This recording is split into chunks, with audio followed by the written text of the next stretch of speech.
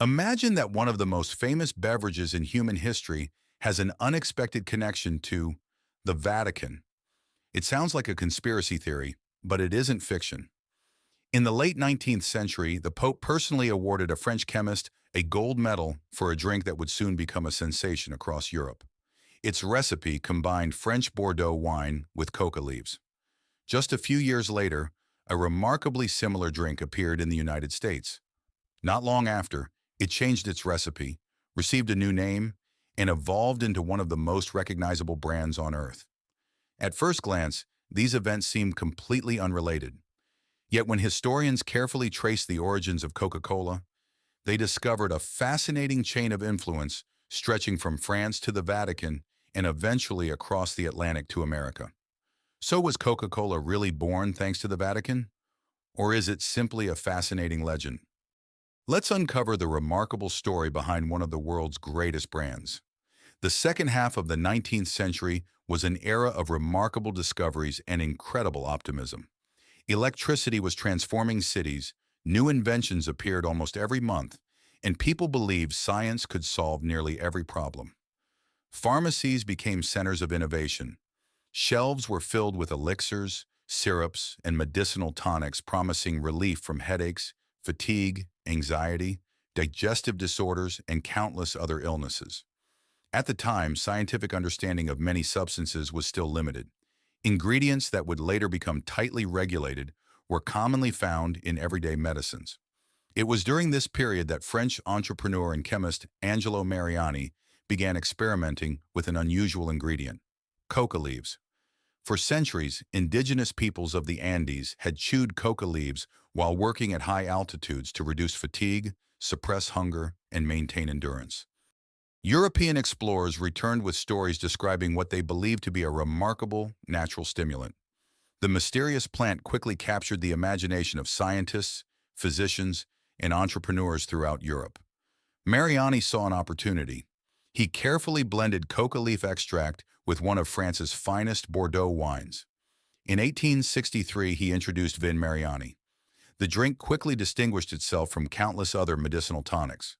Mariani promoted it as a beverage that restored energy, sharpened the mind, elevated mood, and relieved exhaustion. Whether every claim was scientifically accurate mattered little to consumers of the time. Demand exploded. Soon, Vin Mariani was being exported throughout Europe and beyond. Writers, artists, politicians, physicians, and members of royal families all praised the beverage. Among its admirers were Jules Verne, Thomas Edison, Sarah Bernhardt, and many other influential figures. But perhaps its most unexpected supporter lived behind the walls of the Vatican.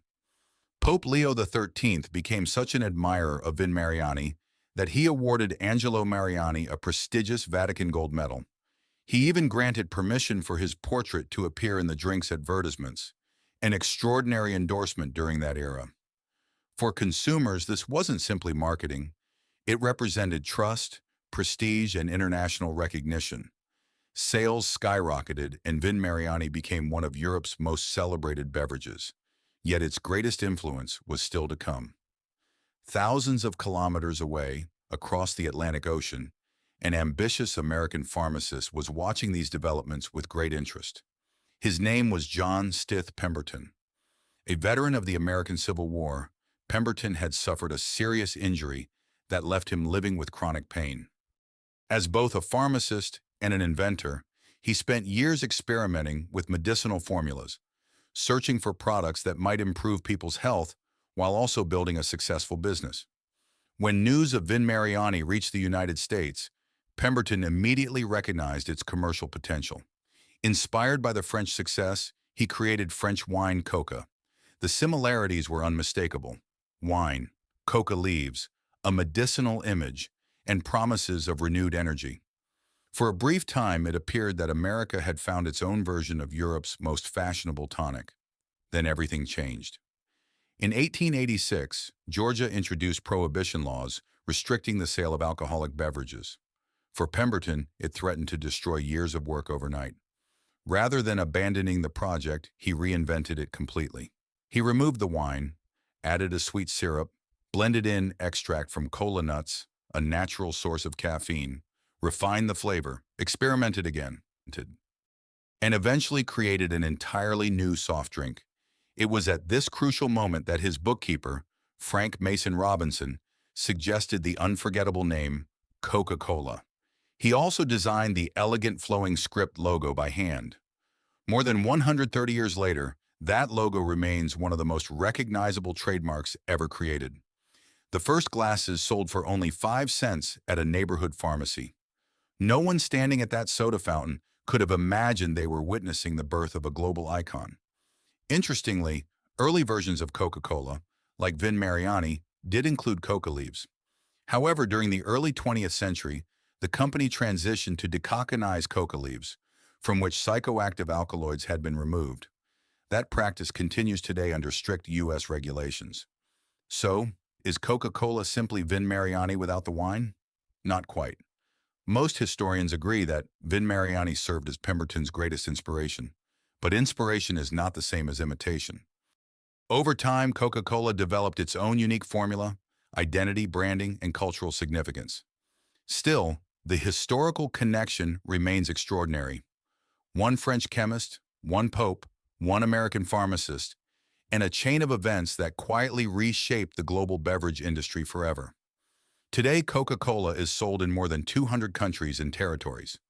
Every day, billions of servings are consumed around the world. Its red and white logo is recognized almost instantly by people of every age and culture. Yet surprisingly few know that the roots of this global phenomenon can be traced back to a French medicinal wine and an unexpected endorsement from the Vatican. History often moves in unexpected ways. Great ideas rarely appear out of nowhere. Instead, they evolve, inspire new inventions, and travel across borders until they become something entirely different. That is exactly what happened here.